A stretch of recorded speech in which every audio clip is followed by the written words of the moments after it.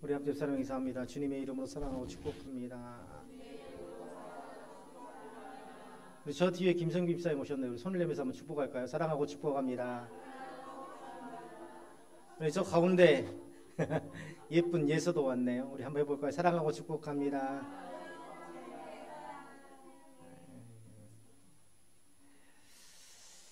우리는 종종 중요한 초대를 받았을 때 그것에 어떻게 응답할지 고민을 합니다. 한국 사회는 특히 결혼식도 많고 또 장례 문화도 다르죠. 품앗이라고 해서 서로 다 가서 함께 슬퍼해주고 함께 기뻐해주고 또 갔으면 와야 돼요.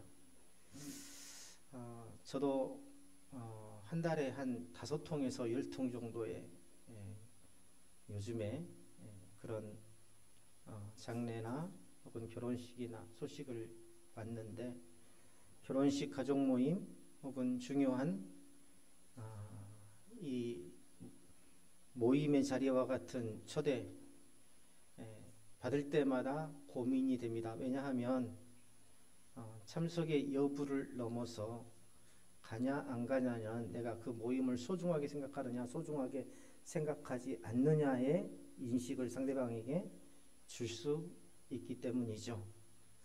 특히 일상에서 바쁜 일정이나 개인적인 사정으로 인해서 초대에 응하지 못할 때 그것이 관계에 어떤 영향을 미칠지 생각하지 않을 수가 없습니다.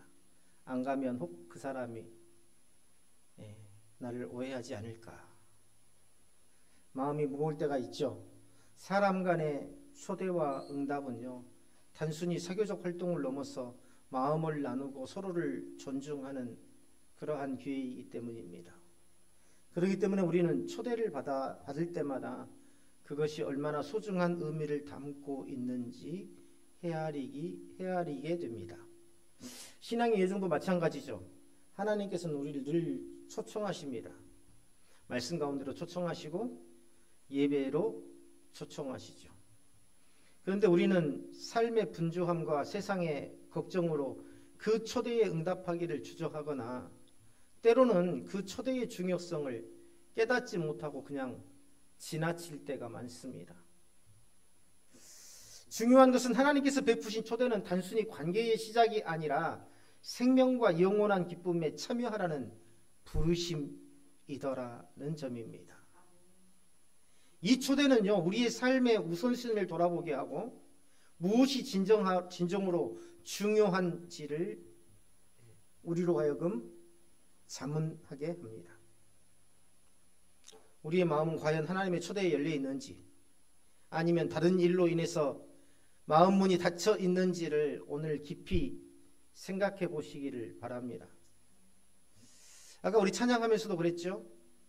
그냥 우리가 익숙한 찬양이기 때문에 사실은 대체로 저는 찬양을 쉬운 곡으로 주일날 뽑습니다. 주일 오전 찬양은 그렇습니다.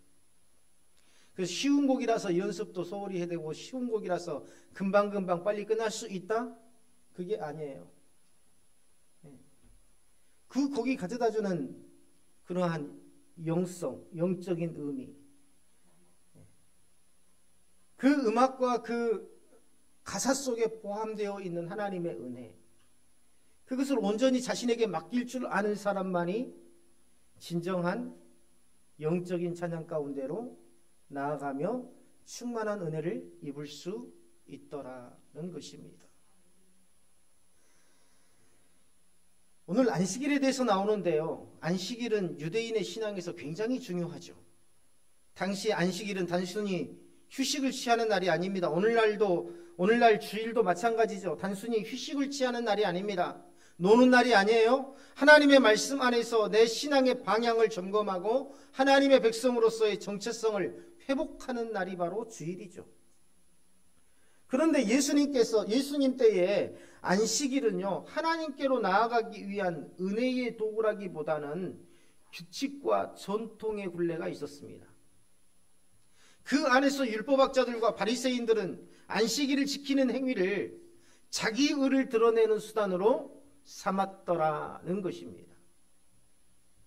오늘날에도 신앙적 실천이 하나님을 기쁘시게 하기 위한 순수한 목적이 아니라 자신을 드러내거나 우월감을 표현하는 수단으로 사용되는 경우를 종종 볼 수 있습니다. 고백하지만 특별히 목회자에게 그러한 부분이 많다는 것을 고백하지 않을 수 없습니다. 왜냐하면 진리의 말씀을 전하는 자이기 때문에 어때요? 내 안에 나도 모르는 그러한 우월감, 말씀을 전하면서 자신을 드러내기 위한 어떤 그런 미혹에 끊임없이 시달리더라는 것이죠. 우리 모두가 마찬가지입니다. 교회 봉사나 헌금을 할 때 그것을 조용히 하나님께 드리는 대신에 자신의 헌신을 사람들에게 과시하거나 인정받으려는 그런 마음이 들 때가 있지 않습니까? 봉사나 헌신 자체가 잘못된 것이 아니라 그것을 통해서 내 자신이 더 신앙적으로 우월하다고 여기는 태도가 문제입니다. 또 다른 예로 기도나 성경 읽기와 같은 개인적 경건 훈련이 있죠. 경건 훈련은 하나님과의 깊은 교제를 이룰 수 있는 거예요. 누구를 위한 겁니까? 내 자신을 위한 것입니다. 내 삶을 위한 것입니다. 내 자녀를 위한 것입니다. 그런데 이러한 경건 훈련을 다른 사람들에게 나는 이렇게 경건하다라는 그 이미지를 보이기 위해서 그것을 이용하려고 하는 미혹이 우리에게 늘 찾아오더라는 겁니다.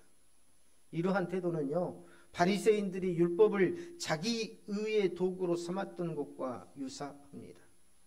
신앙행위는 본질적으로 하나님께 순종하고 그분과의 관계를 깊이 있게 하기 위한 것이어야 되는데 잘못된 동기로 행해질 때 본래의 의미를 잃게 되더라는 것입니다. 목사가 하나님과의 깊은 교제가 이루어지지 않는 상태에서의 설교가 굉장히 우리에게 무미건조하게 다가오는 것을 저도 경험을 했습니다. 언제요? 평신도 때요. 또 반대로 목회자가 정말 깊은 영성과 하나님과의 깊은 교제 가운데에서 충만하게 정말 힘있는 설교를 할 때에 정말 나에게도 똑같은 그러한 은혜가 전해지는 것을 경험을 했습니다. 요즘 비상계엄의 폭풍으로 온 나라가 시끄럽습니다. 혼란스럽죠. 사실 비상계엄이 법적인 측면으로 보았을 때는 누구를 위한 겁니까? 국민을 위한 것이죠. 왜 그렇습니까? 전쟁이나 그에 준하는 상황 속에서 국민의 안전과 질서를 유지하기 위한 것이기 때문이죠. 다시 말하면 적들로부터 언제 어느 때 나타날지 모르는 적들로부터 국민의 안전을 보호하기 위해서. 우크라이나와 러시아의 전쟁을 보면은요, 이제 전방과 후방이 따로 없습니다. 우리는요, 땅끝에 있으니까, 우리는 최전방에 없으니까. 여기에는 우리는 안심이야. 그러지만은요, 요즘에는 미사일을 쏘면 미국까지 날아갑니다. 충분히 미국 본토가 사정거리라고 하죠. 북한에서 쏘면. 드론이 이제는 바로 앞에만 나가는 게 아니라 드론이 수백 킬로 날아가 가지고 이 원하는 곳에 정확하게 명중을 시킨다고 하죠. 전방과 후방이 따로 없습니다. 비행기를 타고 고공에서 낙하해서 적들이 후방 곳곳에 침투해서 게릴라전을 펼칠 때 그때 계엄령을 내려서 국민의 안전과 재산을 보호하는 것이 바로 이게 비상계엄의 본래의 취지 아닙니까? 그렇죠? 그런데 이 비상계엄이 우리나라 역사에서는 특정인의 권력을 유지하는 수단으로 이용되어 왔습니다. BBC나 미국 MBC가 이번에 그러한 성명을 발표해 왔더라고요. 한국이 지금까지 자신의 권력을 유지하기 위한 수단으로서 이 비상계엄을 사용해 왔었다. 사실은요, 외국 언론에서 한 나라의 대통령, 한 나라의 정치 상황을 이렇게 비판적으로 기술하는 경우가 극히 드물거든요. 자, 같은 법의 효력을 가졌지만 동기가 순수하느냐 그렇지 않느냐에 따라서 결과는 정반대의 상황이 될 수 있더라. 똑같은 비상계엄이지만 어때요? 그 동기가 어떠하느냐에 따라서 전혀 다른 결과를 가져올 수 있더라. 오늘 성경에 보니까 예수님을 바리새인 지도자들이 초대했습니다. 함께 떡을 떼며 식사를 합니다. 겉으로 보면 참 아름다운 장면이죠. 14장 이 1절부터 보면은요, 그 내용이 나오고 있어요. 14장 1절에 보면 우리 뭐라고 되어 있습니까? 안식일에 예수께서 한 바리새인 지도자의 집에 떡을 잡수러 들어가시니 그들이 엿보고 있더라. 참 성경의 기록은 섬세하고 절묘합니다. 보세요. 안식일에 예수님께서 한 바리새인 지도자의 집에 떡 잡수시러 들어가시니 얼마나 아름다운 풍경입니까? 그렇죠? 함께 모여서 떡을 떼고. 그런데 그 뒤에 성경이 뭐라고 기록하고 있어요? 그들이 엿보고 있더라.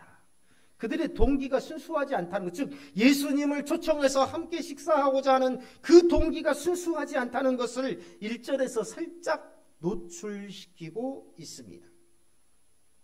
아름다운 장면이죠. 이런 상황에서 예수님께서 바리새인 지도자의 집에 초대를 받으신 것, 이게 예수님에 대한 존경심 때문이 아니라 오히려 예수님을 시험하여서 정죄하려는 의도가 있다는 것을 1절 끝에서 엿보더라라는 그러한 말로 노출시키고 있더라. 그 의도를 노출시키고 있다. 예수님께서는 그 자리에서 수종병에 걸린 한 사람을 만납니다. 수종병이 뭔가요? 신체의 부종을 일으킨, 다시 말하면 몸이 붓는 거죠. 이 부종을 일으키는 심각한 질병으로 당시 의학으로는 치료가 불가능한 병이었습니다. 지금이야 항생제가 개발되어서 어지간한 염증은 항생제를 먹으면 가라앉지만, 저도 이명이 있어서 요즘에 2주 동안 계속 이명으로 고생을 해왔는데 항생제를 며칠 먹었더니 조금 가라앉았어요. 그런데 당시에는 이런 항생제와 같은 것들이 없지 않습니까? 그래서 그 당시 의학으로는 치료가 불가능한 병이었다. 바리새인들은요, 이 병자가 예수님 앞에 나타난 상황을 의도적으로 준비했을 가능성이 많습니다. 병자가 예수님으로 인해서 치유받기를 바라는 마음이 아니라 어떤 동기? 불순한 동기죠. 불순한 동기. 자, 저 교회 가서 한번 예배 한번 드려봐야지. 내가 하나님 앞에 나아가서 예배를 드리고 은혜 받고자 하는 그런 순수한 동기가 아니라 불순한 동기. 우리는 살아가면서 다양한 사람들을 만납니다. 그 중에 진실하지 않는 동기로 다가오는 사람들도 있을 수 있습니다. 겉으로는 친절하고 호의를 베푸는 것처럼 보이지만 실제로는요, 자신의 이익을 위해서 우리를 이용하려고 하거나 속으로 다른 의도를 품고 행동하는 경우도 있습니다. 이러한 사람들과의 관계는요, 시간이 지나면서 우리에게 상처를 주거나 신뢰를 무너뜨릴 위험이 굉장히 큽니다. 예를 들어서 어떤 사람이 도움을 요청하며 다가올 때에 그들의 요청이 진심에서 비롯된 것인지 아니면 자신의 유익을 채우기 위한 것인지 분별해야 될 때가 있어요. 만약 그들이 동기가 순수하지 않다면요, 우리는 그 관계에서 이용당하거나 정서적으로 소모될 수 있더라. 정서적인 소모, 박탈감, 서운함. 그렇기 때문에 사람들과의 관계를 맺을 때 그들의 말과 행동뿐 아니라 그들이 품고 있는 의도를 신중하게 살펴야 될 때가 있습니다. 사람은 신중하게 대해야 돼요. 신중하게 대해야 됩니다. 만나면 지 얼마 안 돼서 막 형님 동생하고, 그래도 충분히 그 사람을 경험하고 난 다음에야 비로소 어때요? 그 사람과의 친분을 유지하는 것.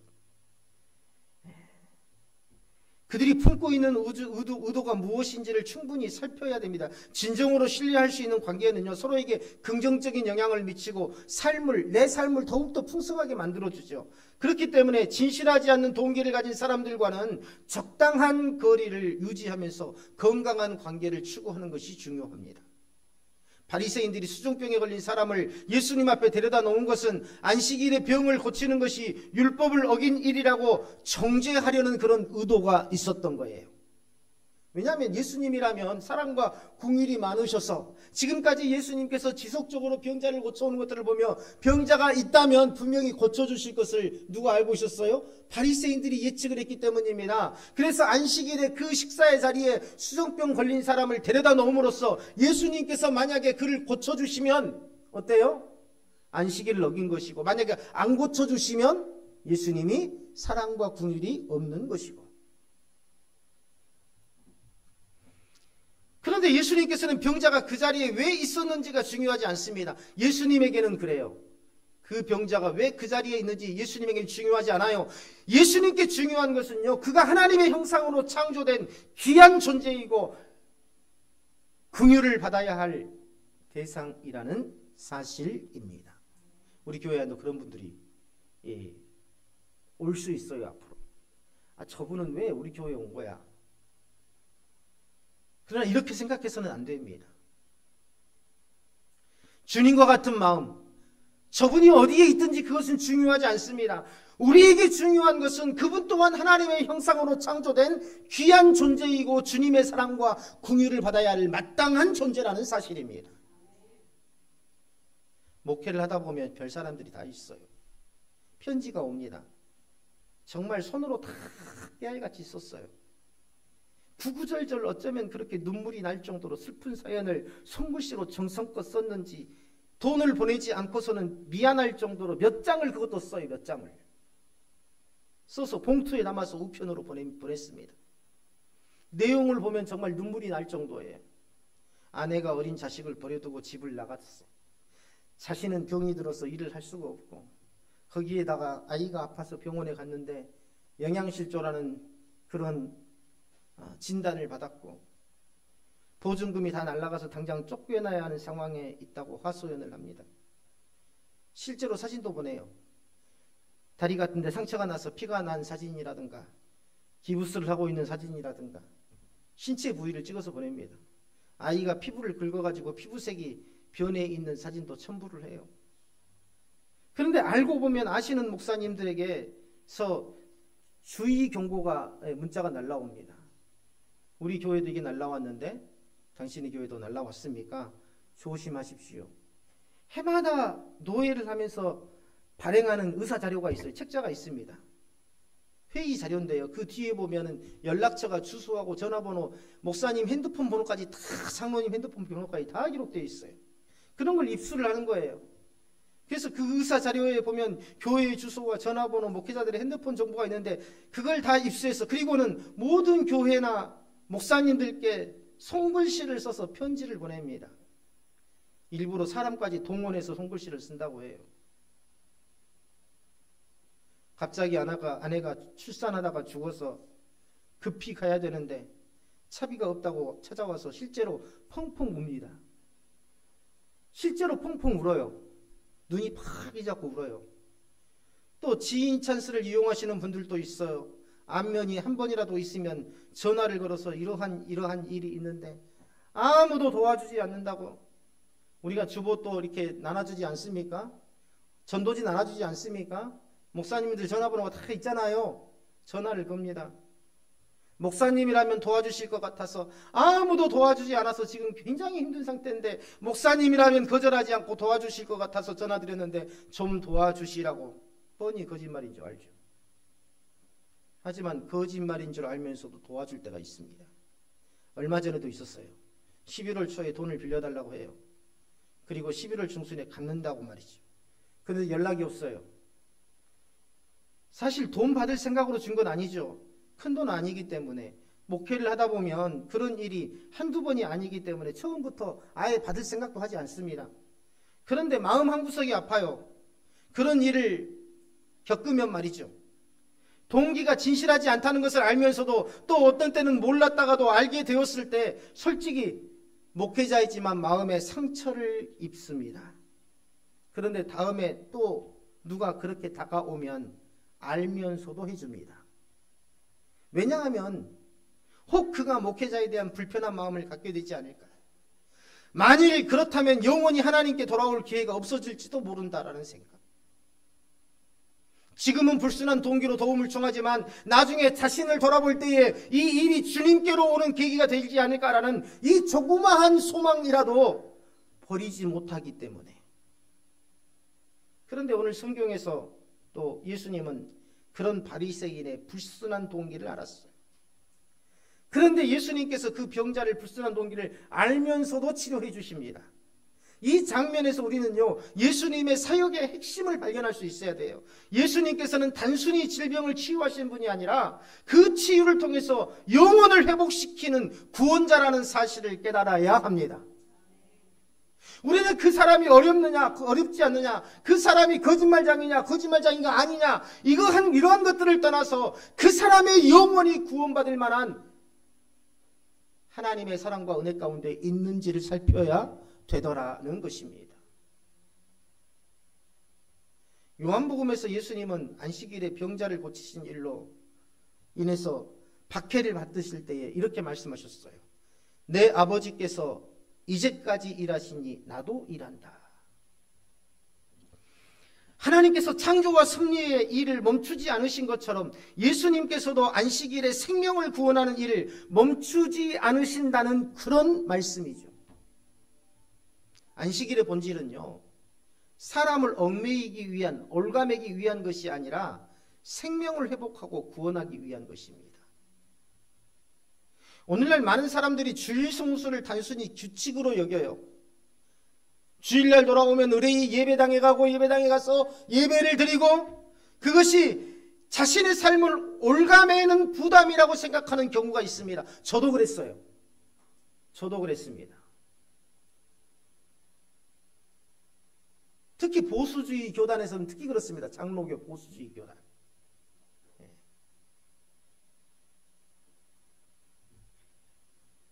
보수주의가 아닌 교회에서는 그렇게 강조하지 않죠. 그런데 저 같은 경우는 호신측 보수주의 교단에서 장로교에서도 가장 보수주의가 호신측하지 아닙니까? 거기에서 거의 청년 때까지 신앙생활을 했는데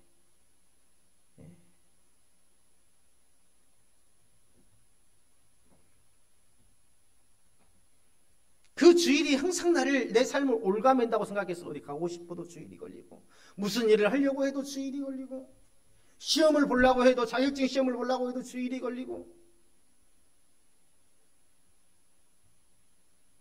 그런데 주일은 단지 어떤 의무를 수행해야 되는 날이 아니라 나를 올가매는 그런 날이 아니라 하나님께서 우리에게 주신 쉼과 회복의 날이더라는 것입니다. 다시 말하면 영과 육의 생명을 회복해 하는 날이더라.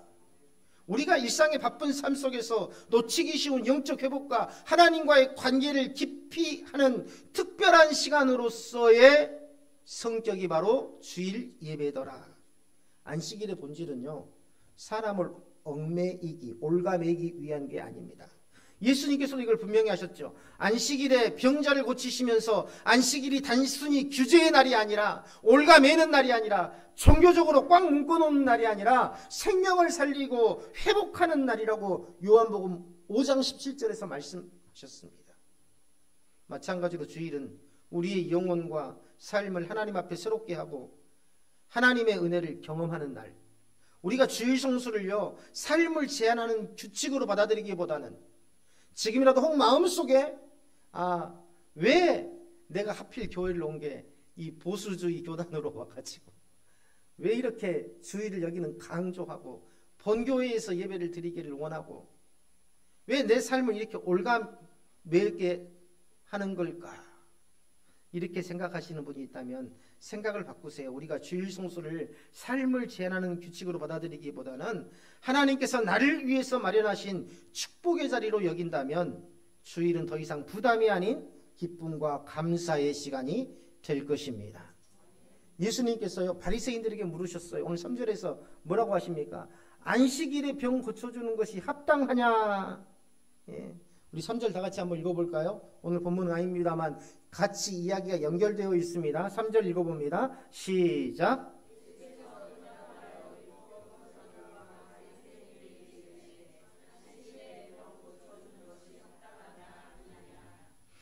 자, 율법의 본질을 묻는 질문입니다. 안식일에 병 고쳐주는 것이 합당하냐? 단순한 질문이 아니에요. 율법은 생명을 살리는 도구여야 합니다. 법은요, 국민들의 삶의 질을 높이고 행복하게 만들기 위한 것이어야 됩니다. 그게 법의 취지죠. 그렇죠? 교회도 마찬가지예요. 어떤 규칙을 만들어 놓은 것은 뭡니까? 이 공동체가 감사와 기쁨으로 주님 앞에 봉사하고 헌신할 수 있도록 하기 위한 취지여야 돼요. 그런데 그것이 강제로 어떤 억지로 질서를 세우기 위한 수단으로 사용되어서는 안 되더라. 법이 국민을 통제하고 억압하는 도구로 사용하는 것을 우리는 민주주의라고 할 수 없습니다. 코로나 기간 동안 우리는요, 한국인들이 생각하는 민주주의와 미국이나 유럽인들이 생각하는 민주주의가 얼마나 다른지를 경험할 수 있었습니다. 미국이나 유럽과 같은 경우는 민주주의가 훨씬 더 우리보다 더 잘 정착된 데죠. 한국에서는 질병 확산을 막기 위해서 법적으로 공적인 모임과 예배까지도 폐했지 않습니까? 예배당에서 예배를 드리지 못하게 했지 않습니까? 공적인 모임과 개인의 활동까지 통제를 했습니다. 우리는 그것을 당연한 것으로 받아들였어요. 그러나 미국이나 유럽에서는 이런 조치가 개인의 자유를 침해하는 것으로 간주되어서 쉽게 받아들여지지 않았습니다.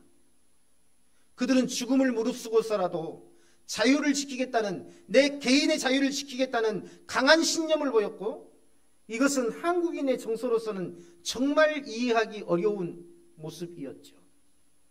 이러한 차이점은요, 우리가 민주주의와 법의 본질을 다시 생각하게 하는 것입니다. 민주주의는요, 다양한 상황에서 서로 다른 문화와 관점에 따라 다르게 실현될 수는 있지만 그 어떤 경우에도 법이 개인의 삶을 억압하고 통제하는 수단으로 사용되어서는 안 된다는 것입니다.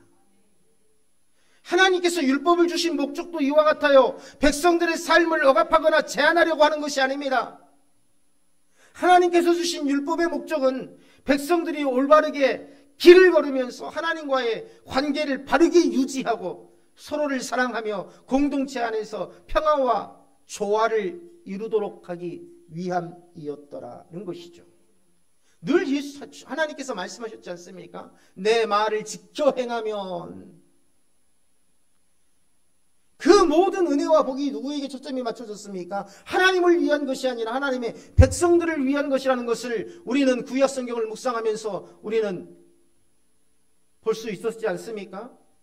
율법은 하나님의 백성들에게 생명을 주고 그 생명을 풍성히 누리도록 돕는 은혜의 도구였더라.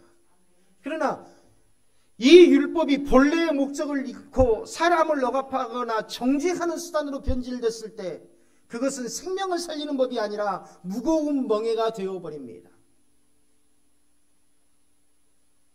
예수님께서 바리새인을 꾸짖으신 이유도 여기에 있어요. 그들은 율법을 통해서 하나님의 사랑을 드러내기보다 규칙과 전통을 강조하며 사람들을 얽매이고 정죄하는 데 사용했더라는 것입니다. 간혹 장로교의 주일 성수를 오해하시는 분들이 있습니다. 혹 꼭 본교회에서 예배를 드려야 한다는 타협할 수 없는 원칙으로만 받아들이는 분들이 있어요. 사실은 그렇지 않습니다. 올바른 주일 성수가 무엇인지 몇 차례 말씀을 드렸습니다. 물론 가능한 본교에서 드리는 것도 중요합니다. 그러나 본질적인 주일 성수는 믿음의 중심을 잃지 않고 예배하는 것입니다. 지금 이 자리에 있어도 내 마음이 딴 데 가 있다면 그것은 올바르게 주일 성수를 못한 것입니다. 장소가 어디든 믿음의 본질을 잃지 않는 것이죠. 좀 더 구체적으로 정리해 드리겠습니다. 일단 우리 강남교회는요, 개혁주의이고 장로교회입니다.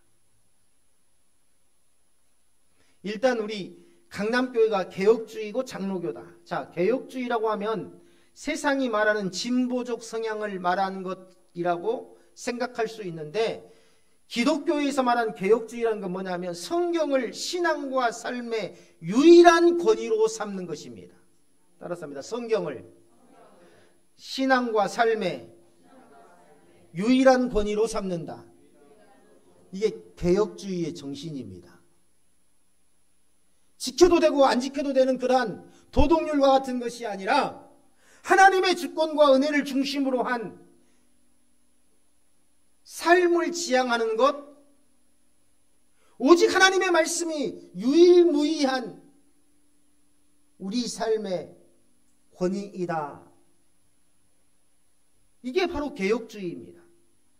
장로교 개혁주의는요, 교회를 공교회의 지체로 봅니다. 우리 교회, 이 강남교회 하나만으로 끝나는 게 아니라 이 강남교회는 모든 교회의 일부예요.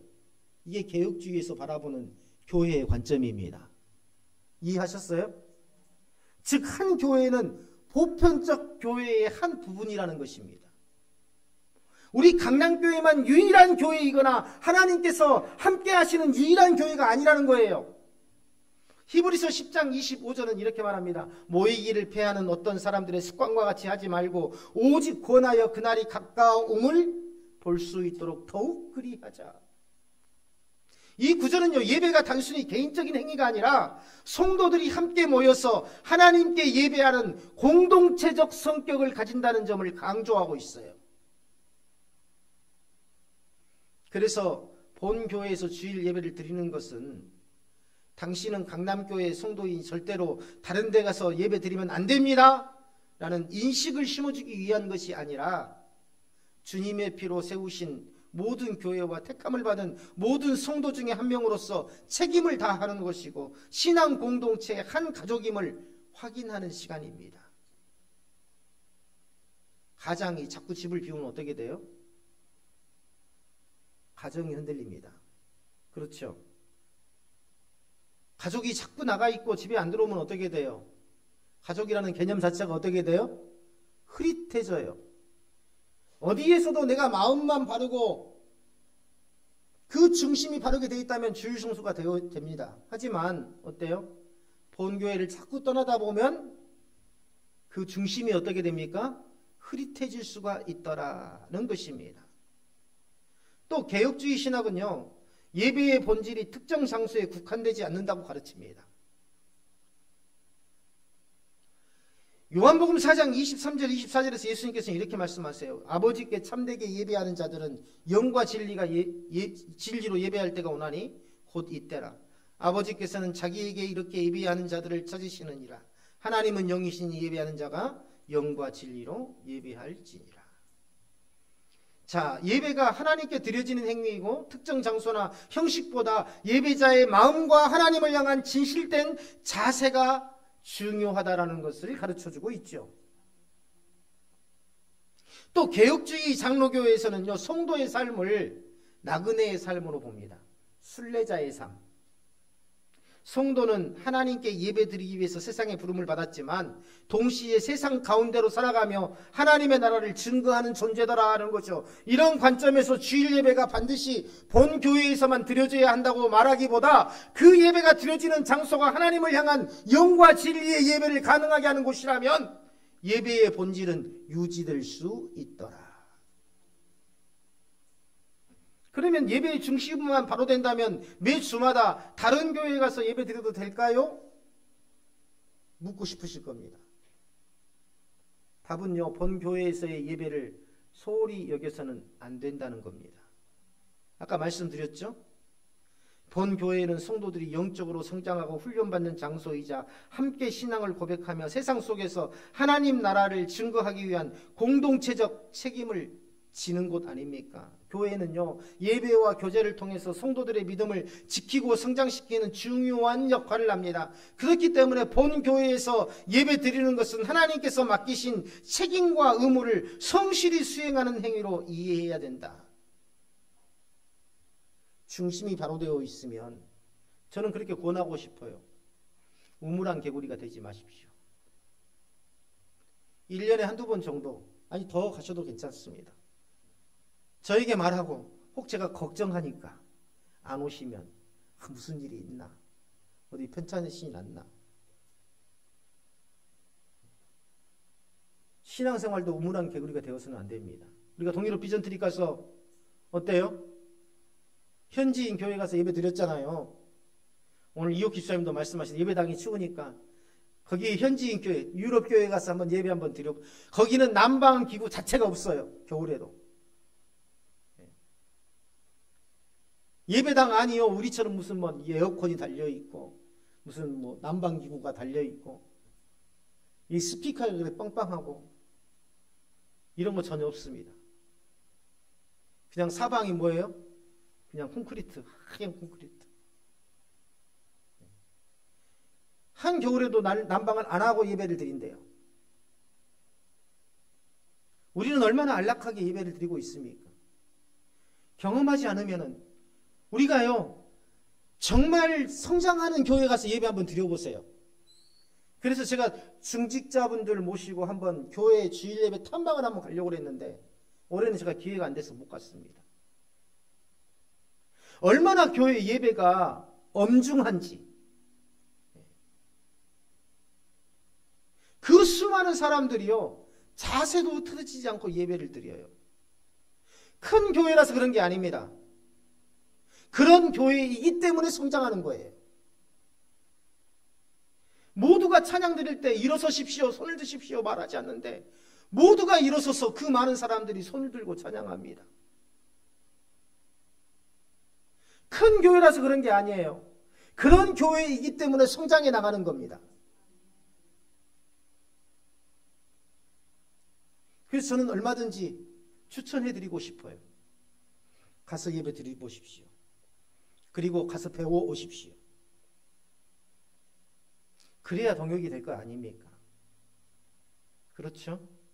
왜 목사님이 그렇게 하는지, 왜 목사님이 그렇게 강조를 하는지, 왜 말씀을 강조를 하는지 그래야 이해가 되거든요. 그래야 우리 교회가 나아갈 바가 무엇인지를 깨닫게 되거든요.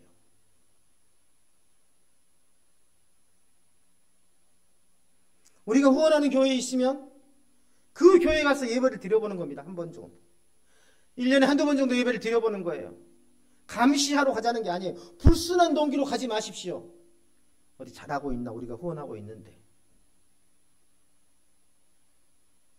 그런 불순한 동기가 아니라 예배를 드리면서 어때요?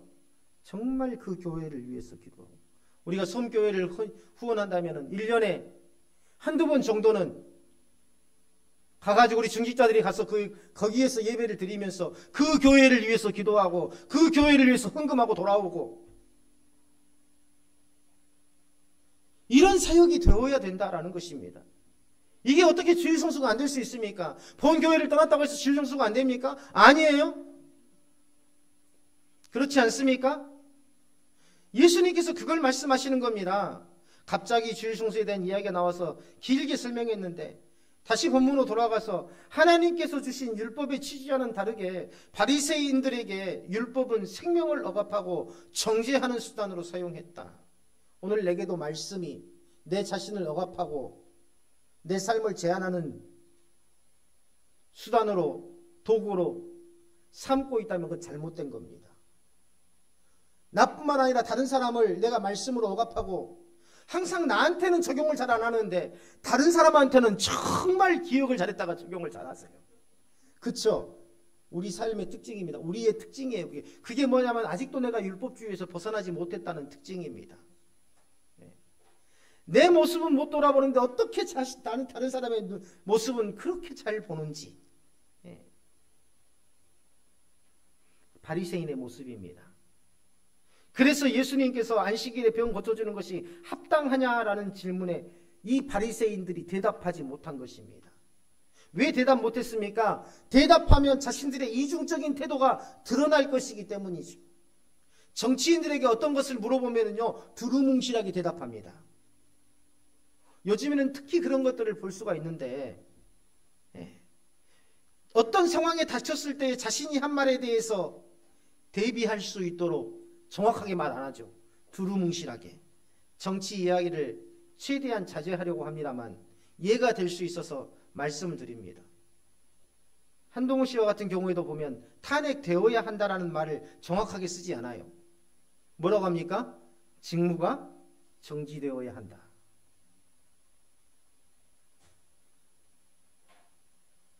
이게 바로 앞으로 어떤 책임이 닥쳤을 때에, 자신이 책임져야 될 상황이 닥쳤을 때에 빠져나갈 수 있는 그런 환경을 미리 만들어 놓은 거죠. 야당에서는 이것을 탄핵의 의미로 받아들일 수 있지만 한동훈 씨 자신의 입장에서는 탄핵이 통과되었을 경우나 혹은 통과되지 않았을 때나 혹은 어떤 정치적 상황 속에서도 직무정지라는 말로 모든 상황을 다르게 설명할 수 있기 때문입니다. 말의 본질은 뭡니까? 나는 책임지지 않겠다는 거예요. 그리고 어떤 상황이든 그 상황에 맞게 유연하게 대처해 나가겠다는 겁니다. 그 한마디에 이 사람의 모든 삶과 정치적 삶이 담겨있어요. 어떤 시인이 그런 말을 했죠? 한 사람이 내게 온다. 이것은 엄청난 일이다. 그 사람이 내게 오는 것이 아니라 그 사람의 생각과 그 사람의 지식과 그 사람의 모든 인생이 내게 오는 것이기 때문이다. 내가 어떤 말을 쓰느냐, 내가 얼마나 책임감을 가지고 사역을 감당하느냐, 내가 얼마만큼 하나님과의 관계가 신실하느냐, 이것은 단순히 그 외형적인 게 아닙니다. 단순히 그 외형적인 게 아니에요. 내 인생 전체를 담고 있는 거예요. 내 말 한마디 한마디가.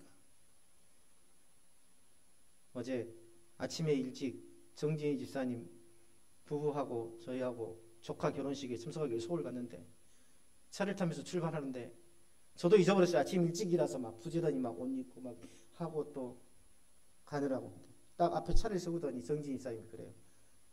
목사님 기도해 주시라고. 기도하고 출발하자고. 그 말 한마디가 뭐예요? 삶의 정신을, 믿음의 정신을 담고 있는 겁니다. 예수님은 그들을 향해서 다시 물으십니다.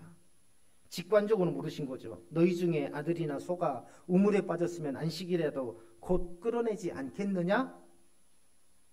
생명을 구하는 일이야말로 율법을 완성하는 행위라는 것을 강조하는 거예요.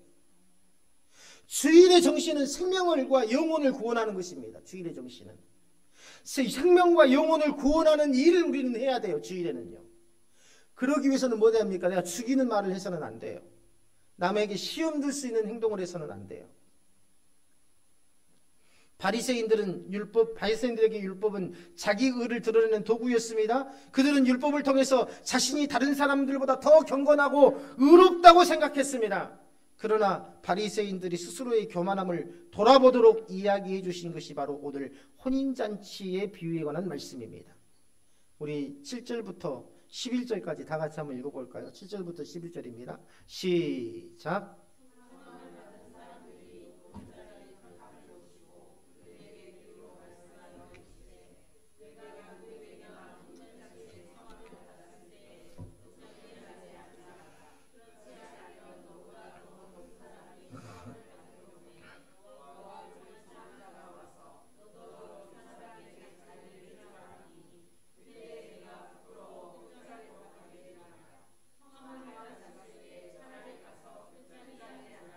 그러면 너를 청한 자가 와서 너더러 보시오 올라 앉으라 하시니 그때에야 함께 앉은 모든 사람들 앞에서 영광이 있으리라.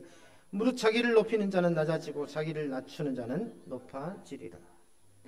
하나님 나라의 원리를 말씀하시는 겁니다. 바리새인들의 교만함을 꾸짖는 말씀이죠. 갑작스럽게 이 지금까지 흘러가는 이야기와는 다소 이질적인 느낌이 듭니다. 그렇죠? 같이 식사하시고 병자를 고치시다가 갑자기 높은 자리에 앉지 말고 낮은 자리에 앉으라. 하지만 이 말씀은 율법을 잘 지키고 있다는 교만에 빠져있는 바리새인들을 꾸짖는 말입니다. 나는 지금까지 주일을 잘 성수해 왔습니다라는 이 교만에 빠진 이 목사를 꾸짖는 말씀. 너가 진짜 주일 성수를 잘했다고 생각해? 목사로서 매주마다 빠지지 못하니까, 빠질 수 없으니까, 주일에 강단에서 설교해야 되니까, 목사이니까.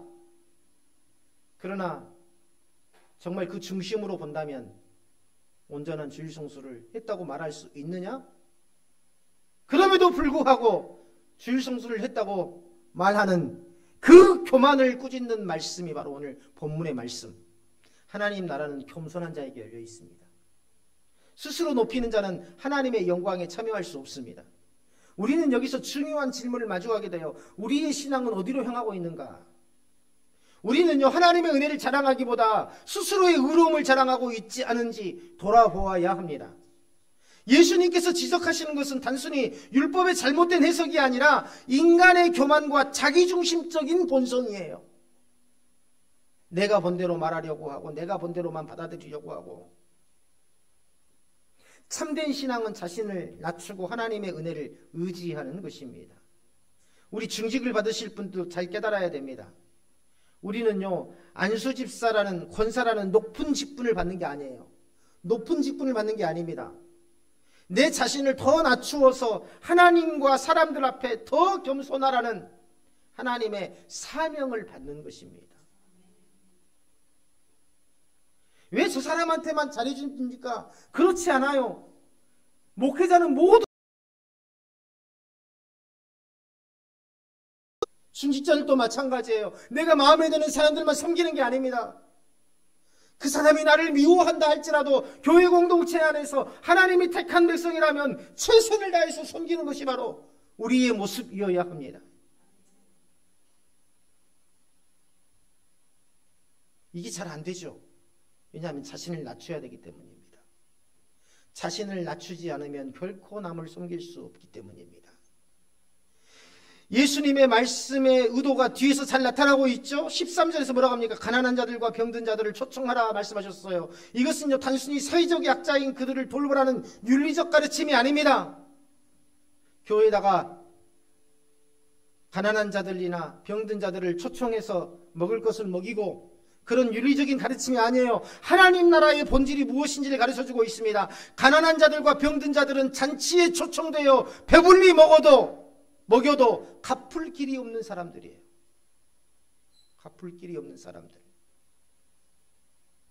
무엇인가 바라고 기대하지 말고, 우리가 비전 씨앗을 심는 것도 마찬가지잖아요. 그렇죠? 우리가 이 아이들에게 심어서 이 아이들이 갚겠습니까? 갚을 길이 없습니다. 이 아이들은 지금 경제활동을 하고 있는 아이들이 아니기 때문에요. 당장에 수년 내에 무슨 큰 인물이 돼가지고 뭔가를 할 수 있는 아이들이 아니기 때문에요. 지금은 열심히 배워야 될 아이들이기 때문에요. 그래서 좋은 겁니다. 그래서 은혜로운 겁니다. 그래서 이게 내게 복이 있는 겁니다.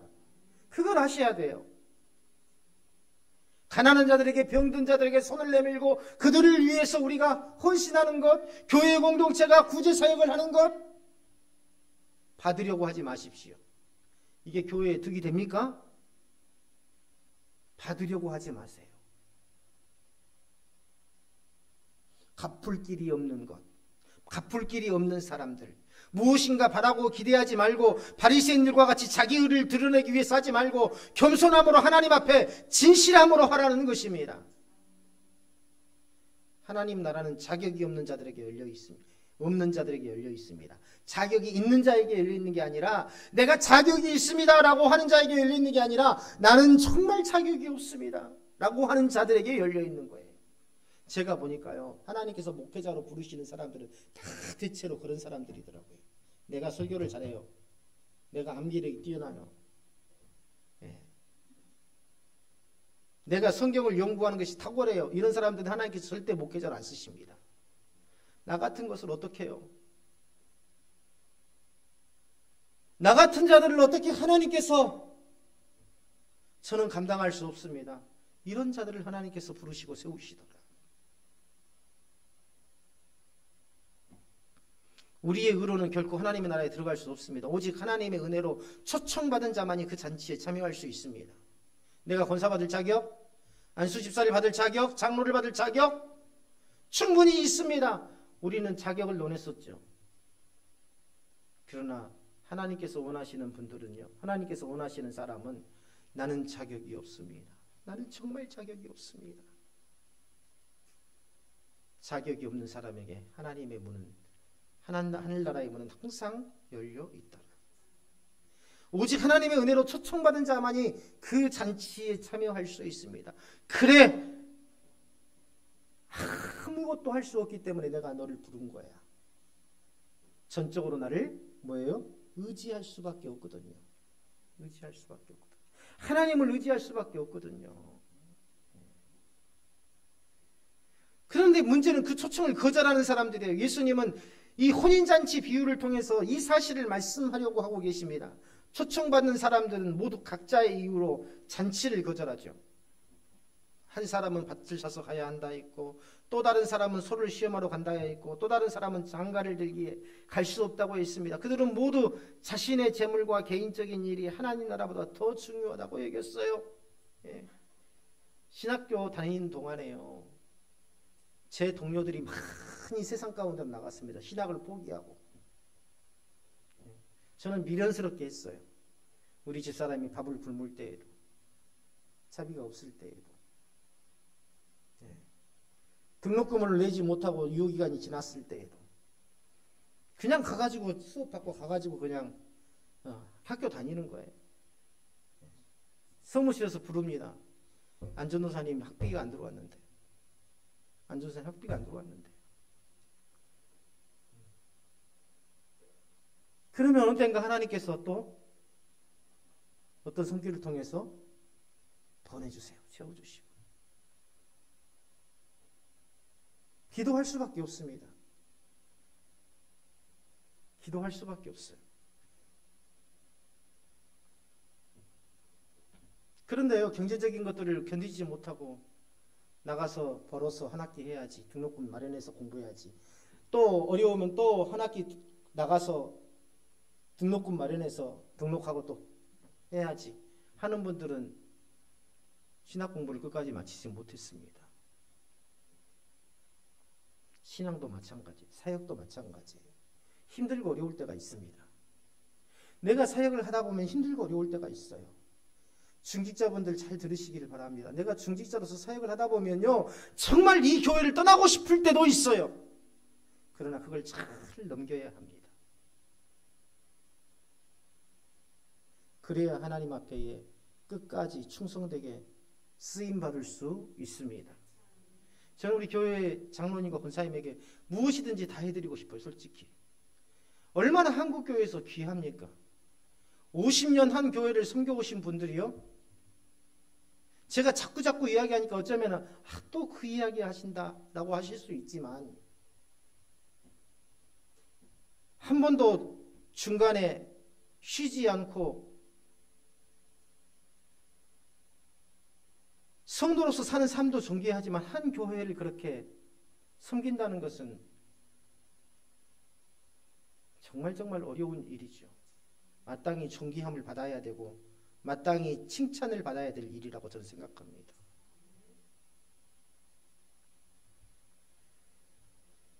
왜 어려운 일이 없었겠어요? 왜 나가고 싶은 때가 없었겠습니까? 왜 실망하지 않을 때가 없었겠습니까? 왜 상처받지 않을 때가 없었겠습니까?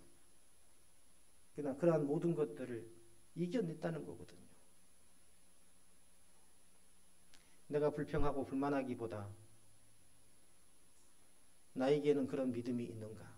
나에게는 그런 인내가 있는가? 먼저 우리는 돌아보아야 됩니다.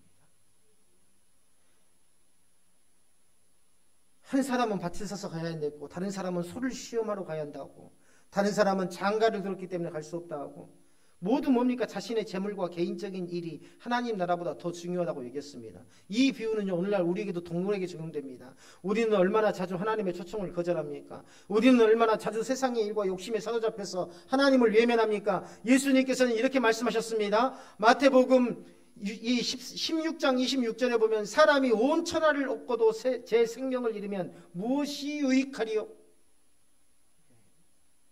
엊그제 아버님하고 통화를 했어요. 아버님이 그래요. 아버지, 퇴원하시고 건강은 좀 어떠세요?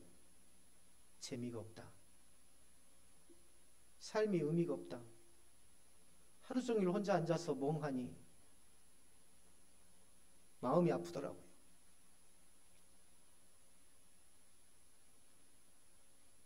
그 아버지의 삶 시간이 내 시간입니다. 다음에 나에게는 그런 시간이 안 올 것 같죠?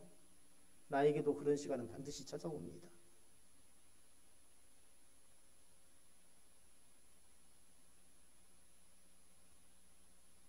그런데 우리는요, 내 삶을 하나님 앞에 어떻게 세워갈 것이냐?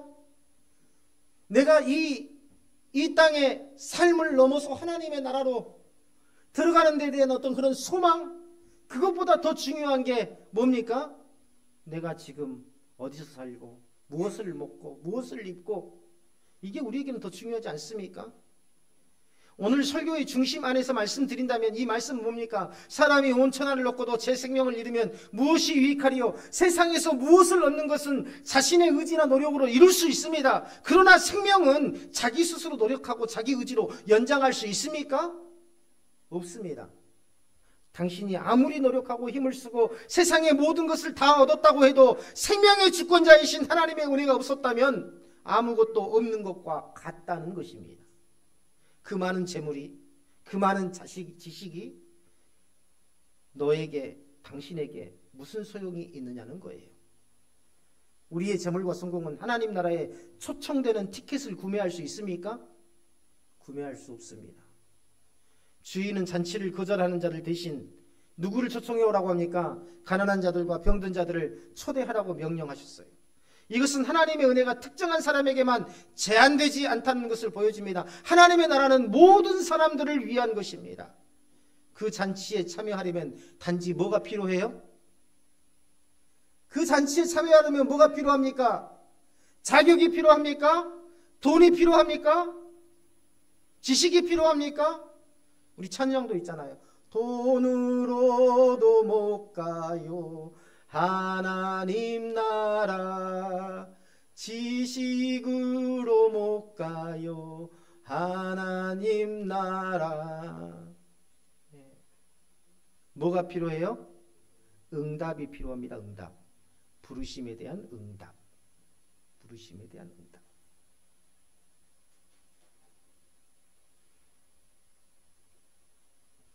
오늘 조다영 원찰님이 찬양팀을 처음 쓰신 것 같아요.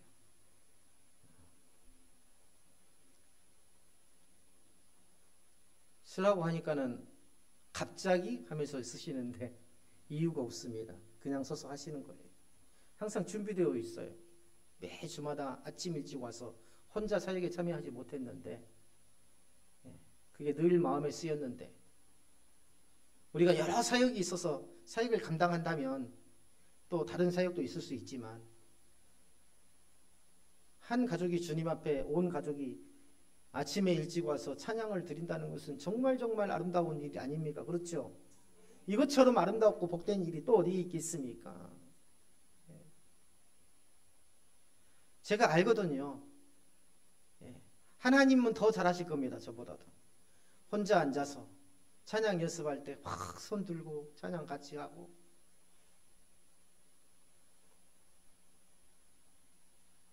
혼인잔치 비유에서 주인은 종들에게 이렇게 명령합니다. 23절 다 같이 한번 읽어보겠습니다. 시작. 길과 23절 시작. 주인이 종에게 이르되 길과 산을 타리러 가서 사람을 강권하여 데려다가 내 집을 채우라. 단순히 길거리로 나가서 예배당 안에 사람들로 가득 채우라고 데려오라는 게 아닙니다. 이 말씀은 하나님의 구원이 이스라엘이라는 민족적인 경계를 넘어서 확장될 것을 말씀하신 거예요. 이게 교회의 선교적 사명이죠. 우리 교회에만 구원이 있다? 우리 교회에만 좋은 교회다? 어느 교회도 하나님의 임재가 있고 어느 교회도 하나님께서 세워 가시는 교회고, 사람마다 다 성향이 다르고 교회마다 성향이 다르고 차이는 있을 수 있습니다. 그러나 개교회의 이기주의에서 우리가 빨리 벗어나야 됩니다. 교회는 복음을 들고 나가야 합니다. 우리는 모든 사람을 하나님의 은혜 안으로 초청해야 돼요. 전도할 때도 우리 교회 나오세요. 꼭 우리 교회 나오셔야 됩니다 라고 말하기보다는 멀리 있는 분들은요, 가까운 교회 나가세요. 가까운 교회. 우리는 모든 사람들을 은혜 안으로 초청해야 되고, 그리고 그들이 하나님 나라의 잔치에 참여하도록 강권해야 됩니다.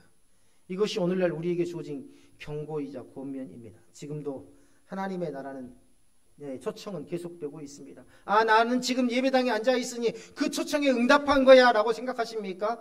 예배에 진심이십니까? 진실한 마음으로 예배를 드리고 있습니까? 예배가 내게 기쁨이 되고 있습니까? 예배가 내게 영적 회복을 가져다 줍니까?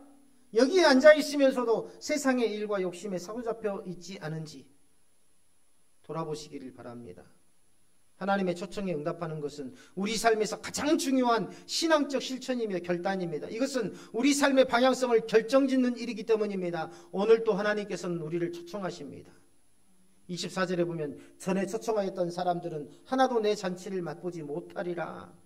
전에 초청했던 자들이 누굽니까? 역사적으로는 이스라엘이죠. 하나님의 잔치는 우리를 기다리고 있습니다. 오늘 말씀을 통해 하나님과의 깊은 교제로 초청하시는 그 마음을 가볍게 여기지 마시고 늘 말씀을 가까이 하시고 기도하시면서 하나님 나라의 확장에 귀한 종으로 쓰임받으시기를 주님의 이름으로 축원합니다.